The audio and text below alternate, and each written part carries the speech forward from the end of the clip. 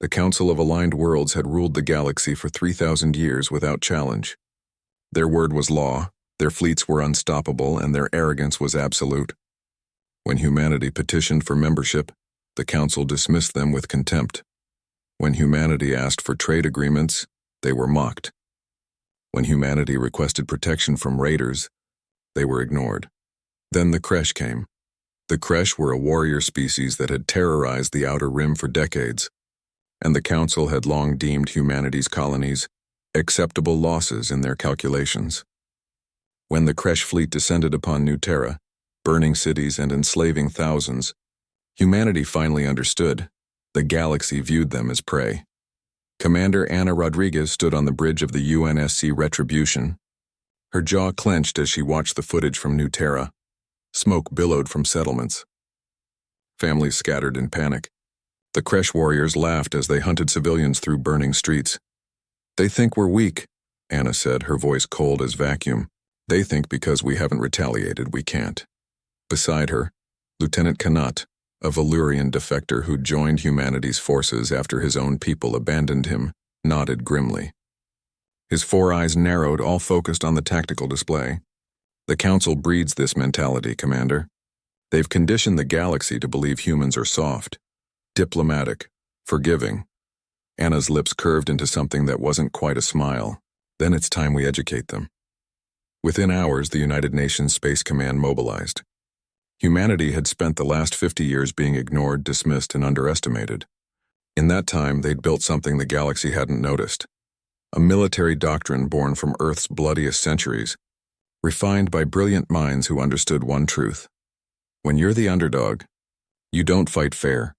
The Retribution jumped into the Kresh staging system with 30 vessels, a fraction of the Kresh fleet's size. The enemy commander, War Master Dresk, laughed when he saw the human formation. "They send children to challenge warriors," Dresk roared across open channels. "We will add your ships to our—" His transmission cut off as the first human Mac rounds tore through his flagship's shields like they weren't there. Kinetic weapons, primitive by galactic standards, ignored by advanced civilizations who favored energy weapons and plasma torpedoes. But humanity had perfected mass acceleration to an art form. Tungsten slugs traveling at relativistic speeds didn't care about shield frequencies or energy dissipation. They simply obliterated. "Target their command carriers," Ana ordered, her voice steady. "Cannot deploy the drones." Kanat's fingers flew across his console. Thousands of small automated combat drones swarmed from the human ships, each one barely larger than a fighter, packed with explosives and basic AI. The Kresh tried to shoot them down, but there were too many moving too erratically. The galaxy's militaries relied on large, powerful vessels with sophisticated defenses. Humanity had learned from Earth's wars, swarm tactics, asymmetric warfare, and the willingness to sacrifice pawns to take kings. Kresh ships exploded in brilliant cascades of fire. War Master Dresk's confident roars turned to screams of rage as his fleet crumbled. Within 20 minutes, half his vessels were crippled or destroyed. "Impossible," Dresk howled. "You're primitives," the Council said. The Council was wrong. Ana interrupted, her transmission cutting through his. "You attacked our people. You thought we'd negotiate, plead, beg for the Council's intervention." She leaned forward, her eyes burning with cold fury. "We don't beg. We don't forgive. And we don't forget." The Retribution fired its main batteries again. Dresk's flagship split in half. News of the battle spread across the galaxy within days. The Council convened an emergency session, their chambers filled with shocked representatives. The Kresh, a species that had raided with impunity for decades, had been decimated in less than an hour. "This is unprecedented," Council Chairman Veloth announced, his translator struggling to convey his species' alarm. "The humans violated 17 articles of Galactic Warfare Convention. They used weapons of mass destruction, swarm tactics, and they showed no mercy.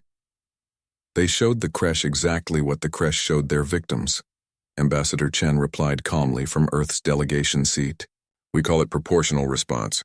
You might want to update your database on human history, specifically our world wars. We've been perfecting the art of total warfare for millennia." Veloth's facial membranes flushed purple. "You cannot. Humanity is too young, too small to what? Defend ourselves?" Chen's smile was diplomatic, but his eyes were steel. You left us no choice. For 50 years we asked for protection. For 50 years we were ignored. So we protected ourselves. And now, anyone who attacks human colonies will face the same fate as the Kresh. Across the galaxy, species that had eyed human settlements hungrily suddenly reconsidered. The Kresh had been powerful, feared. The humans had erased them in minutes. Aboard the Retribution, Anna walked through the corridors with Kanat at her side. Young crew members saluted as they passed, their faces alight with pride and relief. The Council will try to sanction us, Kanat said quietly. They fear what they cannot control. Anna nodded. Let them try. We've played by their rules for 50 years and got nothing but contempt. Now we've shown our teeth. She paused, looking out through an observation window at the stars beyond. They expected us to be victims, to roll over and accept our place at the bottom of the galactic hierarchy. And instead they learned what every tyrant in human history eventually learned. Push people far enough and they'll push back. Anna's reflection in the window showed a warrior's resolve. We didn't ask to be predators, Kanat. But we evolved on a world that made us survivors. And if the galaxy won't respect our diplomacy, they'll respect our strength. Kanat's four eyes gleamed with something like admiration. You humans have a saying, speak softly and carry a big stick. The galaxy only heard the soft speaking. Until now, Anna agreed. Now they know humanity doesn't start fights, but we sure as hell finish them. Word spread faster than light across quantum communication networks. The weak diplomatic humans had revealed fangs. The species that begged for peace had demonstrated an incredible capacity for war. The galaxy didn't expect humans to retaliate. They learned fast.